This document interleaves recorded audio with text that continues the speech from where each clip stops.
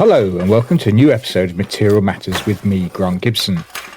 We're on Series 8, and as regular listeners will know, the idea behind the show is that I speak to a designer, maker, artist or architect about a material or technique with which they're intrinsically linked and discover how it changed their lives and careers. However, every once in a while we mix up the format a bit and I talk to somebody who has an overview of the design world. And this week I'm delighted to tell you that my guest is the brilliant Paola Antonelli. Paola is a senior curator at New York's Museum of Modern Art in the Department of Architecture and Design, as well as the institution's founding director of research and development. Over her 25 years at the museum, she's curated shows such as Mutant Materials and Contemporary Design, Workspheres, and Design and the Elastic Mind. Most recently, she's been responsible for Broken Nature in Milan's Triennale in 2019 and Neri Oxman, Material Ecology.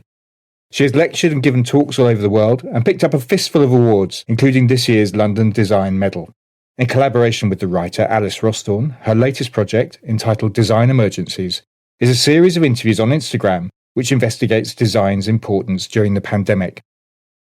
Paola, are you with us? I am. Thank you, Grant. I'm like, I'm just like cherishing this introduction. It's so nice. Thank you. Oh, good. Did I get it all right? You got it perfectly. Oh, good. Thank you I'm so glad much. To hear it. Oh, no, it's a pleasure. It's a pleasure to have you on. Thank you very much. Can we kick off by talking a bit about, well, it's been an interesting time in the United States. There's a genuine test of democracy going on. Democracy, as we know, is quite a fragile thing. And as we talk, Trump is refusing to concede. Joe Biden is in a transition process, and all this against the backdrop of the virus. How's it feeling over there right now? It's very unreal and surreal and hard to believe.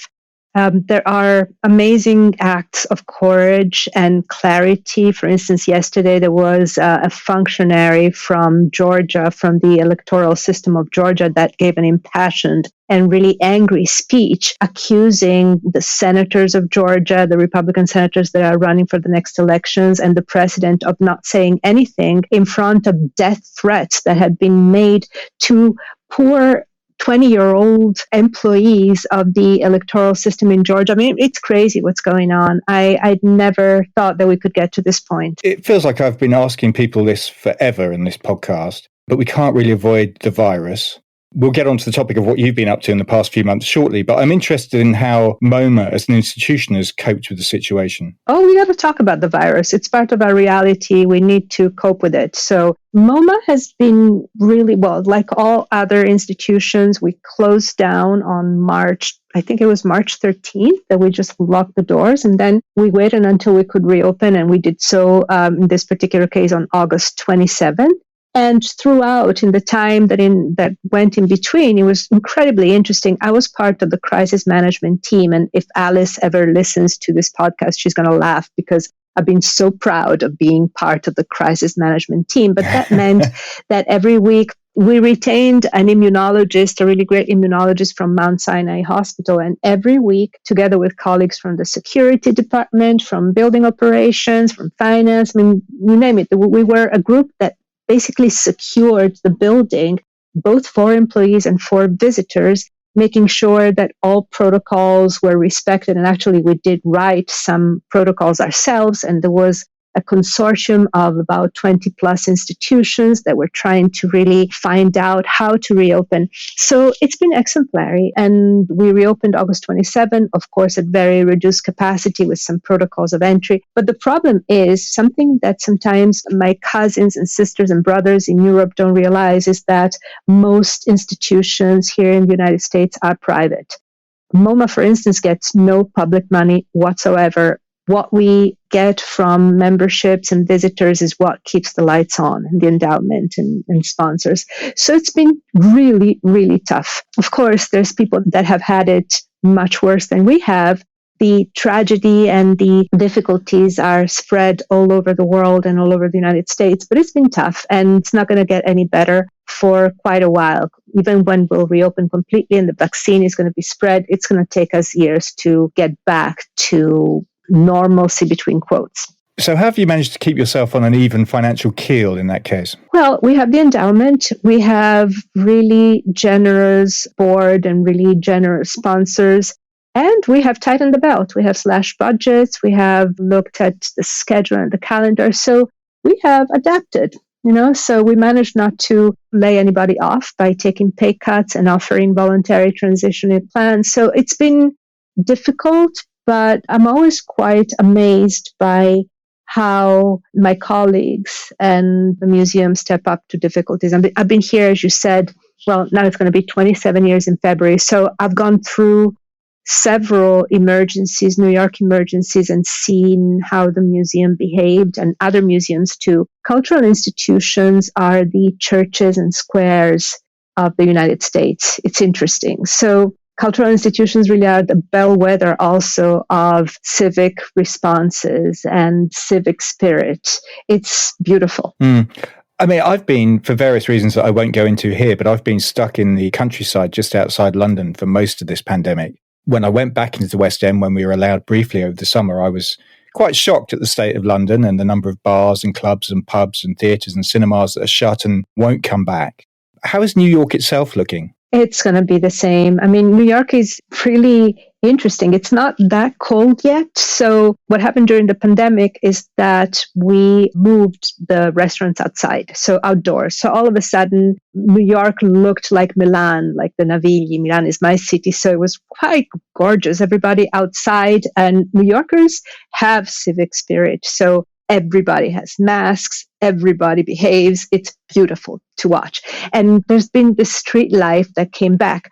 But the kind of semi-euphoria, or at least adaptation, hides the fact that restaurants are really, really suffering. And many of them will not come back, as will not many retailers. I mean, also because of what happened during the Black Lives Matter protests, there were a few episodes of looting that were not connected to the protesters, but rather were quite opportunistic. But they sent retail into even more of a tailspin. So maybe many streets were boarded up. So I don't know if anybody has seen that movie, I Am Legend, or like even 1999, Escape from New York. Right, I mean, some parts of the city look really a little scary. And some other parts instead look like the Navigli. So we'll see what happens, but the city is wounded, deeply wounded. We're not discouraged. I mean, this is what this city is famous for, an amazing level of back bounce, if I can create a new word. I don't even know if it exists. You have, and a lot of solidarity amongst its citizens. That's why I love this city so much.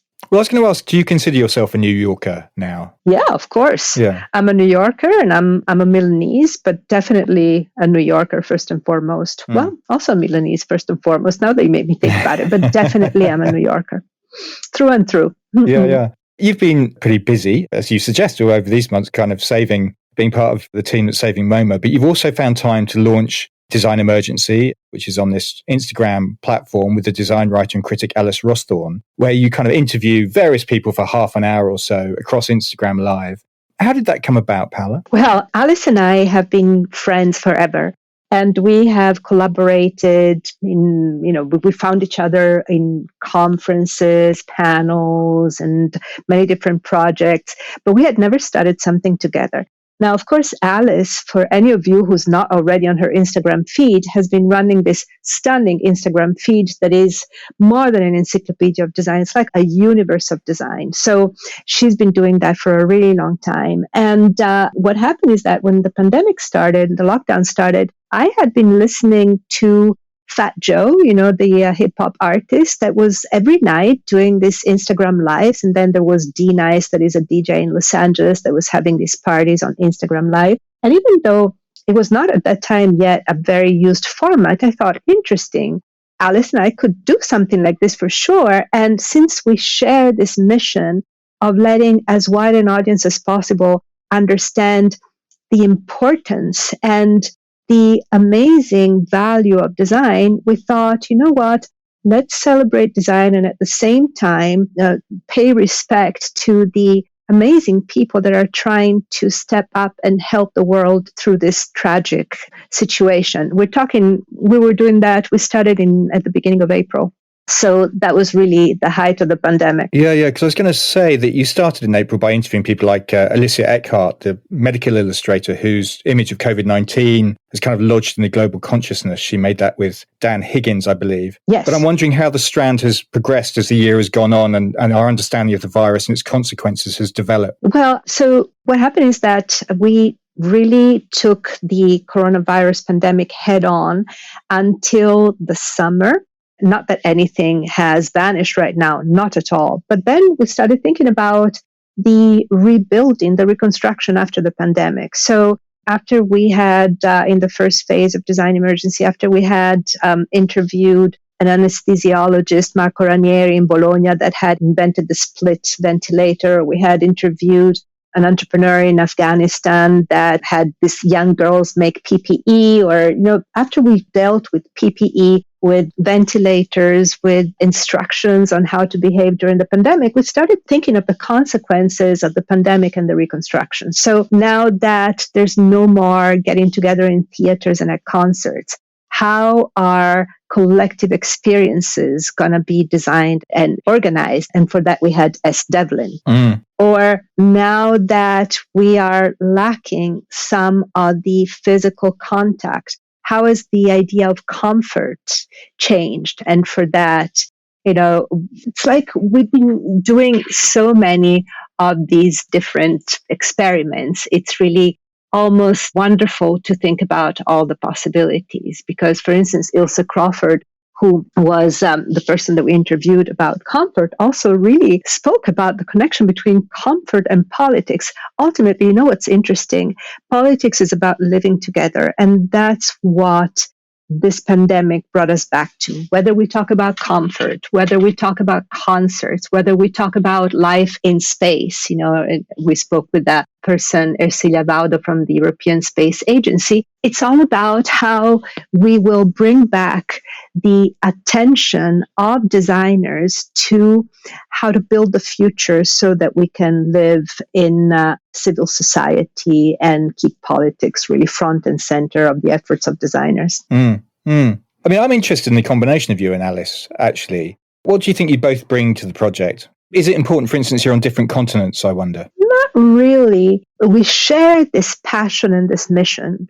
We share a passion for design. We really do believe I'm saying my words, but I think that Alice will agree partially. She really loves art. I love art too, but I think that design is the highest form of human creative expression. And, sometimes we disagree on certain points. Like, sometimes I have more attention to form, and I still believe that formal elegance is very, very important. Maybe because I'm in an art museum, so they always hammer it in me. And instead, Alice is really about the social value of design. But we have a lot of commonalities.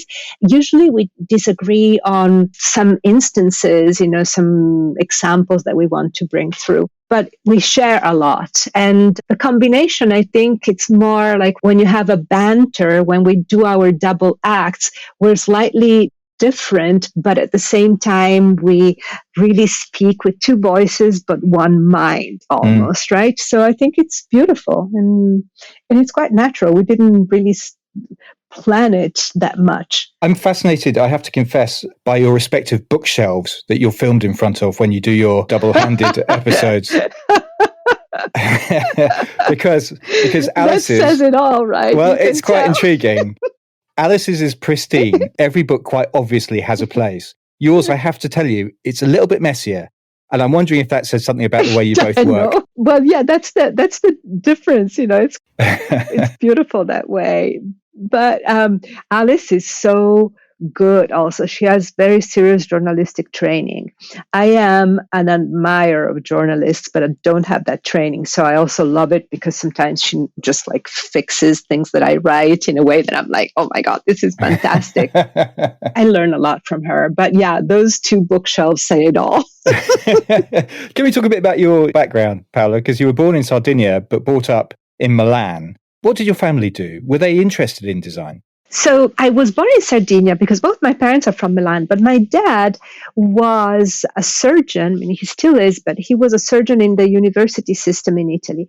And in Italy, it's a nationwide system. So when you're a young surgeon or a young doctor, they send you to the boondocks. And I'm very proud to have been born in Sardinia, which is considered kind of like far from, Sardinians call it the continent, Italy. It's a proud and gorgeous land. So I was born there because my dad was there at that time. And when people say that I'm Sardinian, my parents are always saying, "You're Milanese." And I'm like, "No, I'm Sardinian." And then I was brought up in Milan. Both my parents are doctors. But what is very important to say is that design in a place like Milan, especially, is part of everybody's life. So there are different strengths in different parts of the world. And in Milan, design is part of the conversation when you go to buy bread at the bakery, or if you're talking to your friends. If you go to the hair salon, there are, People in Us magazine, and then there's like Domus and Abitare, Architecture and Design magazine. When the furniture fair happens, as it does normally in April, in 2021, they pushed it to September. It's a citywide celebration. That's the beauty of it. Fashion Week is kind of snooty and with few black cars that move around and lots of velvet ropes. And instead, Design Week is really a fabulous party. If any of you haven't been, you should really try it because it's beautiful. But your first job was at Armani in the press office as an intern there. So you obviously had an interest in fashion. Well, even fashion is part of Milan. Those are, design and fashion are part of the DNA of Milan. So I was 15. So literally, my sister's best friend's mom was the PR for Armani. So I would finish school like around 1, grab a piece of focaccia, and then walk 5 blocks and be in Via Durini, where Armani was at that time. And I would work the afternoon there. So age 15 to 18, I was just forever intern. And it was wonderful because it was a great experience. And I really think I used every part of Milan. I ate all of it. Yeah. Were your parents keen to kick you out of the house? Or is this a work ethic that meant you were spending your afternoons working after school? Work ethic. And my parents, my dad paid for his university correcting proofs at the newspaper and playing jazz piano. So there's a little bit of this romanticism, even though I was very comfortable when they were not really strapped for money anymore. But still, there was this sense that you should work and you should do your thing. Because initially you studied economics before changing to architecture. What prompted that? That is true. I was a little bit like my bookshelf, right? I was a little bit all over the place. I was really interested in everything, which was really a problem, from astrophysics to nuclear physics to journalism. Then I guess I just went for the hardest university out of like an ego trip. And so I was studying not business, I was studying economics. And I realized that I just was not good enough for it. I really was not doing well and I was very unhappy. And so after 2 years, I moved to architecture without telling my parents. I just switched, and they were not happy because, economics at the Bocconi was very serious and very dependable. And instead, architecture at that time was the school together with law where you went when you didn't know what to do in life. And it was free, right? So it was mass university. I read there were 15,000 people on your course. So yeah, literally, we were 15,000. 15,000 people? Yes, exactly. We were 15,000, only architecture, only Milan. Yes. So it's complete chaos, and you need to make your own path. There's different ways, right, to be educated. So there's a system where there's like a big filter at the entry of the university. And instead, in Milan, the filter was throughout the university. Many people fell by the side along the way. So very few people in the end graduated, and even fewer would become architects. Right. I'm an example. I didn't work as an architect. You never wanted to be an architect? Why didn't you take it up or practice? I have almost a feeling that I've never made a clear decision in life and things happen to me, right? So I switched to architecture because it was this chaotic cauldron of maybe creativity, right? But I had no clue. It's not I wanted to become an architect. I wanted to run away from economics.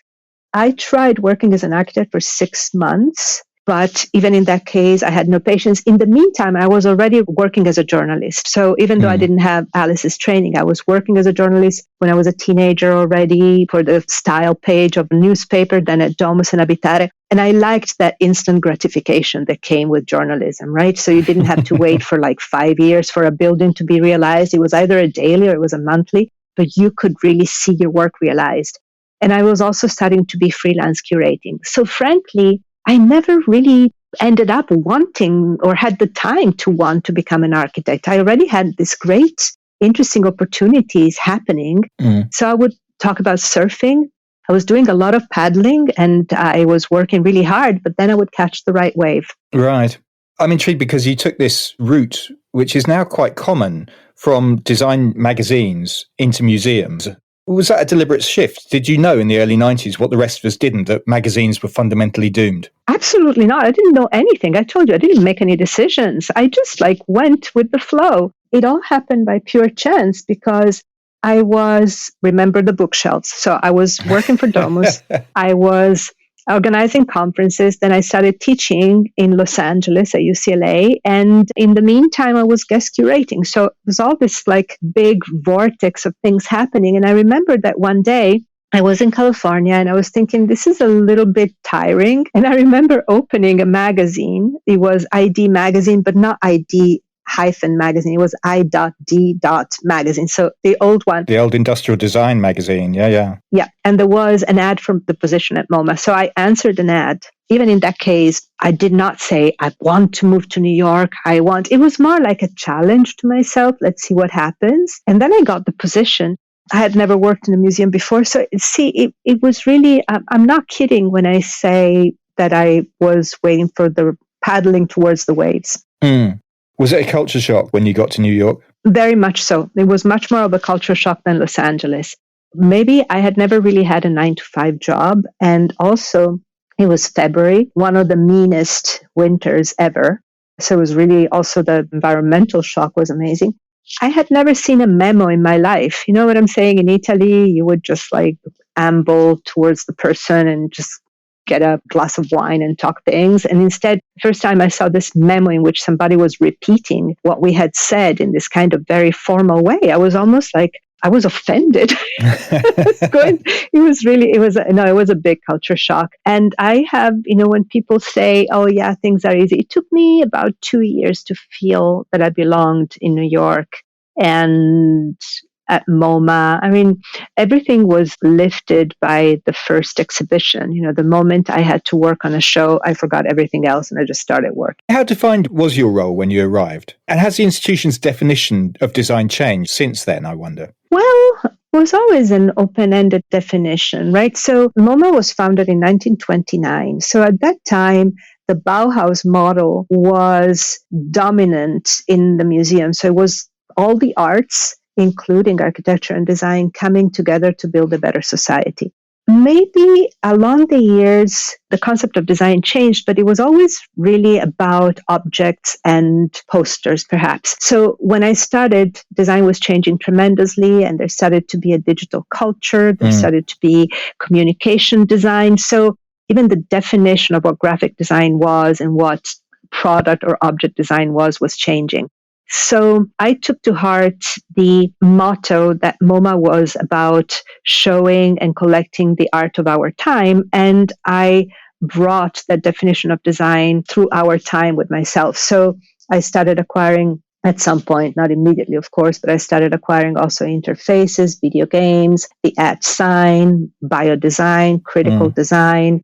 So I opened it up in that way, but other curators before me had opened it up to what was important at that time, like textiles or sports equipment. So I think we all do our part.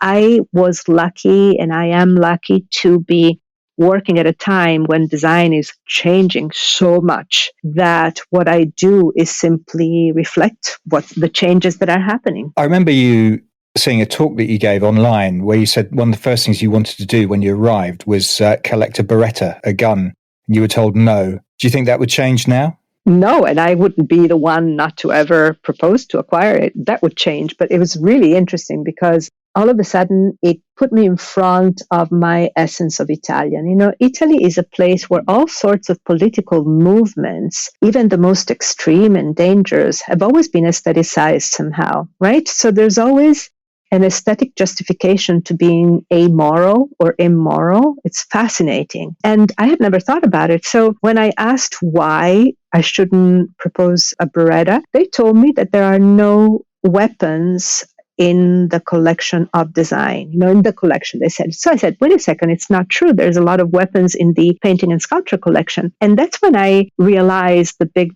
difference between design and art.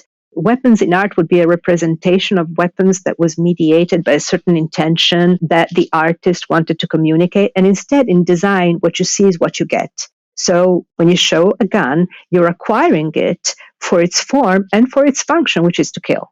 So, wow, it was a very interesting realization, which then led me to many more realizations. But that's actually, I did quite the opposite. I did a whole project that was called Design and Violence that explored the relationship between design and violence and the ambiguity of certain objects. Well, yes, I was going to ask you about that because you did pitch that to MoMA, I believe, and they rejected it. Yeah. I'm interested whether rejection has been an important part of your career. You've alluded that it has been in various clippings that I've read. Of course, rejections are always important because sometimes they make you really angry and sometimes they force you to think. And, in that case, I understand it. I proposed it as an exhibition. This is an exhibition that might have worked in a design museum because it was an exhibition of negative examples, but in a place that is an art museum, you have to kind of follow a different narrative path. So I had a co-curator, Jamer Hunt, and so when it got rejected as an exhibition, we did what you do when you don't want to ask anybody's permission or money, and we started a WordPress site. We started calling in favors.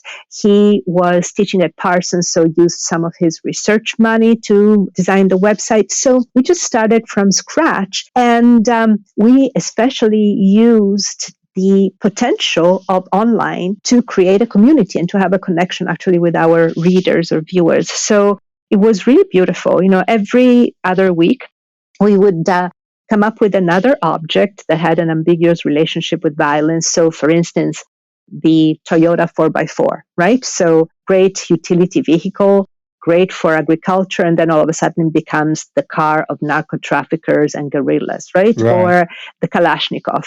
Amazing example of design and at the same time lethal because it is so open-ended. So we would have these objects and then we would have a curatorial introduction, just explaining what the object does. And then we would ask an expert, somebody that had an expertise in that particular object, to write a mini essay. But at the end, the beautiful thing is that we also asked a question to our audiences. That really made it amazing. For instance, we had one that was in Temple Grandin's, the animal scientist in California. Yes, it's about slaughterhouse, right? Exactly. Her redesign of the slaughterhouse, right? So she redesigned the slaughterhouse so that cows don't realize that they're going to be slaughtered, because before they knew that at the end of the shoot was death. So redesign the slaughterhouse so that you die better, right? Wow.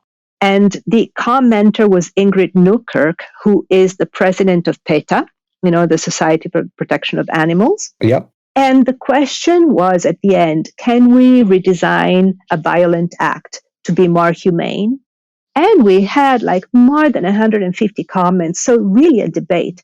So that's the beauty of it. We were forced out of the galleries and onto the internet. The conversation, the project was really wonderful. Jamer and I had first Kate Carmody and then Michelle Millar-Fisher helping us along the way. And then MoMA saw that it was so good and allowed it to the MoMA site. So all of a sudden we had a different kind of support. And then we decided to publish a book that was published by MoMA. So it's interesting.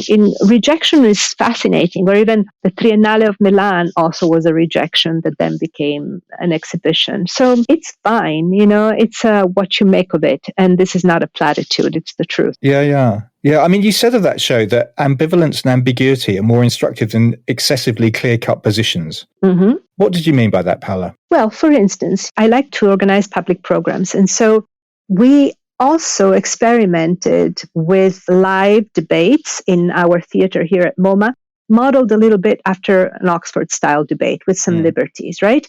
But what we found out is that the two debaters are much better if they're not opposed diametrically, but rather if they have slight nuances. For instance, we had a beautiful debate about the ways to keep the internet free.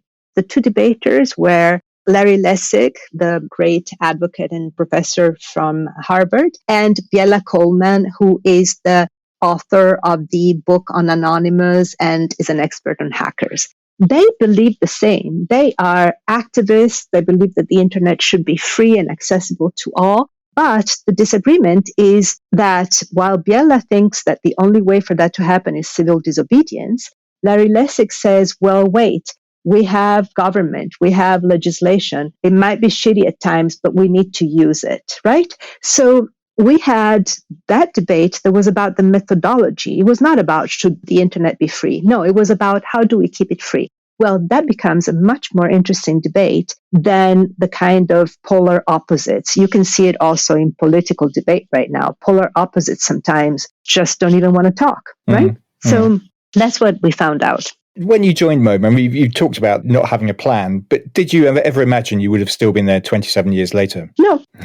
I did not make plans. You know, when people ask you, what's your 5-year plan? I'm always like, I don't know, 5 year. Maybe I can tell you 1 year, but it's not my way of thinking, truly. So I did not. But it's not so weird that I'm here 27 years. It's really an amazing place to be. It's an amazing platform. When you do something here, the world kind of knows about it and hears it. So I'm really lucky. And has the design industry changed in those 27 years? I'm thinking also particularly when you joined, were there many women in design? I mean, traditionally, it's not been seen as a place for women, I don't think it's safe to say. Well, yeah, I think it was. I mean, it's the whole world that was a little unbalanced, right? True. Let's be frank. So I don't think it was particularly lacking of women. It was lacking women as all the other sectors of the world. So that's a change. It's not only that kind of diversity that we really need to fix. It's also the diversity. If anything, the problem is that there was this very Eurocentric, very white, and also very male-orientated kind of viewpoint that needs to be challenged in all facets of culture, in all facets of industry. So it was mimicking that. I think that the design world, more than the industry, changed tremendously with the advent of digital culture because that enabled access for many more people. So maybe it's a little bit a simplification, but when the world changed and design changed, and in a way, there are many more branches of design right now. Design has always been a very collaborative discipline. In order to be an effective designer, you need to be able to know what you're missing and to bring the experts in. So whether you're a furniture designer and you want to know more about wood, or whether you are a bio designer and you need chemical engineers and biologists, right? So designers are good at gathering knowledge from other fields. And now it's even more so. I think that one of the biggest skills for a designer is a capacity of synthesis. Yes. Just coming back on technology side at a moment, Paola, am I right in thinking that you wrote the code for the original MoMA website? Yes, you're right. It's like, yes, I did. I mean, that's pretty extraordinary. Well, nobody really knew. It was 95. Yeah. So nobody really knew what a website was. When I told MoMA that I wanted to do a website, they really didn't know how to handle it, whether it was something for the communications office or something for the education department. So I was insisting. I said, you know what? Here's $300, just do it. And so I used it to take out for dinner this graduate from this PhD, actually from the School of Visual Arts, and she taught me HTML and helped me code it. And it's still there. I mean, you can still find it. It was Mutant Materials in Contemporary Design. So you can still find the website on the MoMA site if you go to past exhibitions. Truly, the ambition, it was the very first one, but then other colleagues, Michelle Conkleton and Barbara London, immediately followed suit a few months later.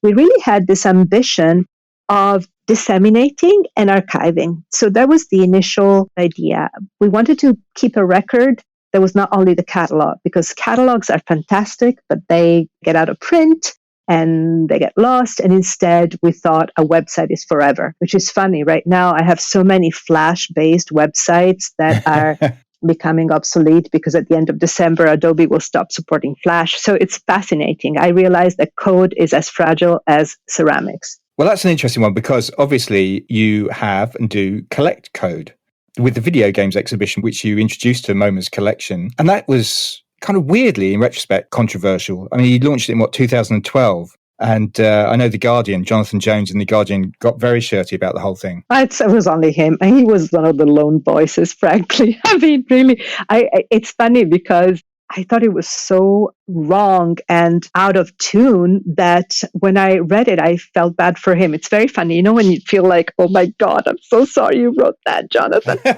Because to me, it was almost like a no-brainer, right? Once again, remember that motto, the art of our time. And at the beginning, digital culture was really, really messy. And, you know, that's what happens with any kind of new technology. There's a moment of drunkenness in which everybody's testing it and they throw things against the wall and see what sticks. But then sobriety sets in. There starts being some critical tools, some terms of comparison. That's when you have to start. And that's when you have as a duty, if you're doing contemporary design, you have as a duty to help as a curator to help set some criteria, right? And so that's really what happened, right? That it was time. Jonathan's criticism was you cannot put Pac-Man next to Picasso. And I was thinking there's like 3 floors in between. It's good alliteration though. Exactly. And also says who that at his time Picasso was not considered like Pac-Man. He was just so closed as a system in his mind. I think you need to start, and somebody needs to start. And we were not the first ones to acquire video games, but we were the first art museum to tackle them. They had been in museums of moving image. And then, you know, the V&A did that beautiful exhibition. Yeah. We started the collection. And it's just, it needs to happen. It's a very important field of contemporary creativity and also of contemporary life and existence. We could not tackle it. Normally in institutions, you have to persuade lots of committees and boards to do this kind of thing. Was it an easy persuading job? It was not that difficult. I mean, what we did is the same thing that we do at MoMA for everything that we haven't done before. We prepare like crazy. So it took us 2 years. We put together a committee of experts that helped us make up the list. Then we started talking about the criteria. We started talking about what to collect. Like, what do you collect? The code? What if you don't have the code? You know, so everything. How do you conserve them? So at the end, when we came in front of the committee and we made a presentation, we were Fort Knox. You know, we were so rehearsed and tested, and we had almost all the answers. That really, it was not that difficult. There were some people that, of course, were opposed in principle, but it was not an opposition that came from us not being ready or us not having done the homework. And I was intrigued, I think I read somewhere that the exhibition design itself, when you launched it, kind of echoed a Philip Johnson design. Or am I making that up? No, I don't recall that. We'll edit that bit out, Paola. No, you didn't make it up. No, when we acquired it in the collection, I remember the first time we showed the video games on purpose, we showed them together with pieces of furniture, with other types of design. We wanted to make the point that this was not a video game exhibition, that this was a design collection in which video games were part of a whole attitude towards creativity that also included furniture and other examples. I was intrigued that 25 years or so after your first show, which was Mutant Materials, you did a show on Neri Oxman called Material Ecology. Can we look at the changes through the design world during your career through the prism of materials, I wonder? Oh, yeah. Oh, definitely we can. The biggest change is biology, frankly, and the environmental movement. But there's also continuity. So Mutant Materials was an exhibition that I felt was important to do at that time because it's 1995, right? So for most of the history of furniture production, especially in the second part of the 20th century, designers had to rely on other industries and other experts to bring in the materials. So if it was not wood, which had been accessible for centuries, but say, for instance, plastics and polymers, they had to go to chemical engineers, and in order to produce something like a plastic chair used to be produced by making a mold either in aluminum or in steel and then inject at high pressure and high temperature within that mold. So it was not something you could test, right? You had to rely on external expertise. And instead, around the mid-90s is when many materials started being much more malleable, even in a design studio. For instance, new resins could be cured at ambient temperature in molds that were not made of metal, but rather they were made of composites. Then there were the new fibers and composites that could almost be sculpted by hand, right? And so on and so forth. So all of a sudden, designers could have control of the material, not only of the object, but also of the material itself. So I wanted to show that change in the center of gravity and this bigger powers that designers had. In between Mutant Materials and Material Ecology, there's also Design and the Elastic Mind, which was an exhibition where I showed Neri's work for the first time. That was in 2008, that talked about the coming together of science and design, right? So the alliance of designers and scientists, not only technologists, but scientists, led also to a very rapid transmission of the importance of biology from science to design at the turn of the millennium, and even more so in the past 10 years, right? So Neri's work shows how the environmental concerns and the centrality of the issue of biodiversity and the expertise in biology have become part of this power of design. So Neri is emblematic because her work is conducted with biologists that are part of her team, with chemical engineers, and also with animals, with natural entities. So Neri works with bacteria. She works with natural pigments like melanin, synthesized sometimes. She works with silkworms. The centerpiece of the MoMA exhibition was this silk pavilion made by 17,000 silkworms, and so on and so forth. So it's about a new type of organic design that doesn't just imitate nature, but truly tries to become part of the way nature builds. Mm. And obviously, during your time at MoMA, climate change has become a huge element of the design debate. You did Broken Nature, which is on at MoMA at the moment, I believe. Yes. You've talked about it being a way that we can elegantly engineer our exit from the planet. So do you see human extinction as inevitable? Yeah, of course. I mean, everything comes to an end.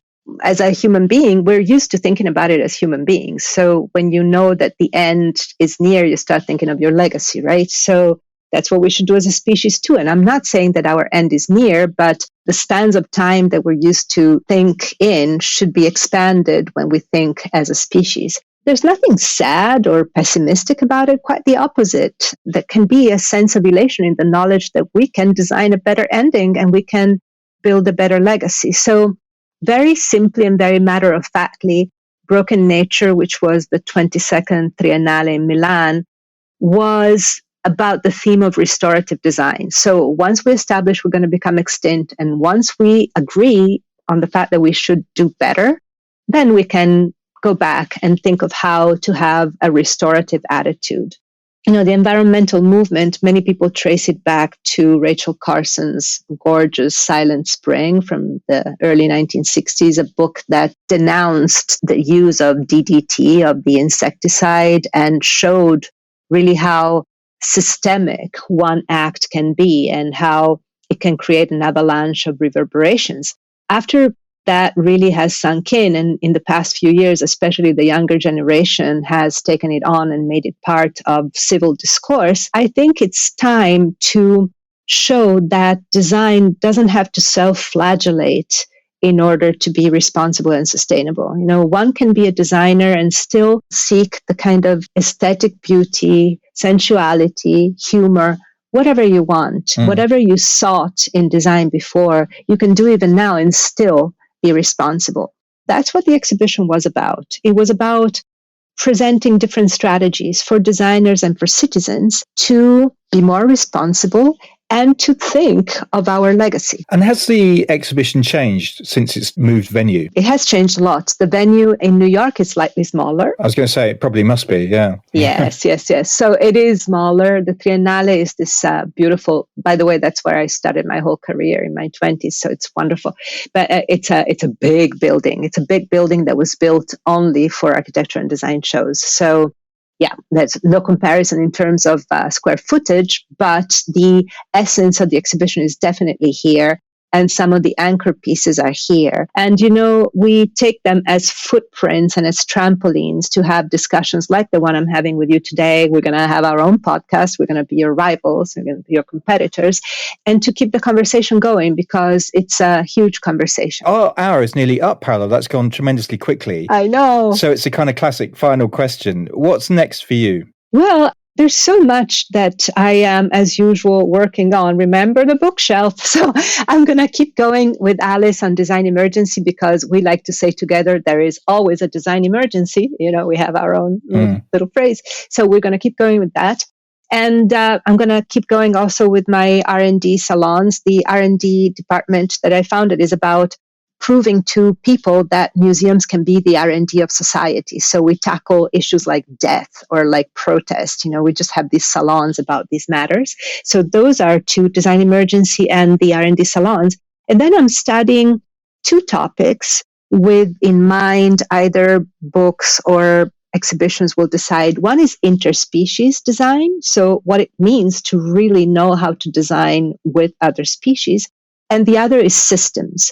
So finding ways to make people realize that we live in systems that are interconnected. And, right now I'm telling you these two things and they seem so abstract and complex. And it's my job to find design examples that bring them down to earth and make them understandable by all. That's interesting. And these are going to be shows or websites or a combination? Who knows?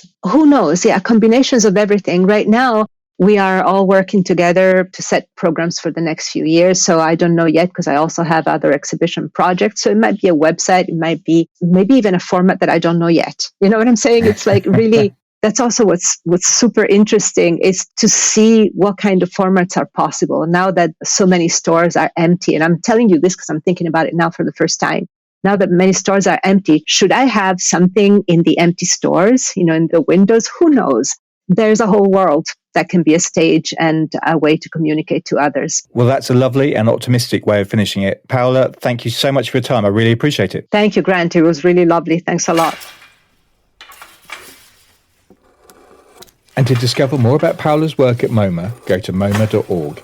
You can find Design Emergency on Instagram at design.emergency.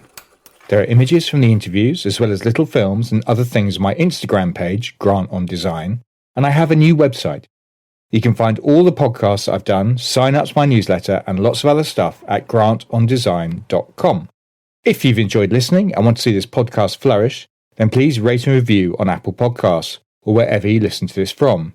And if you feel so inclined, you can go to my Patreon page and make a pledge at patreon.com/material matters.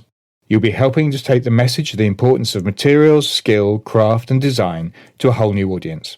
Thanks so much for listening, and please stay safe and well.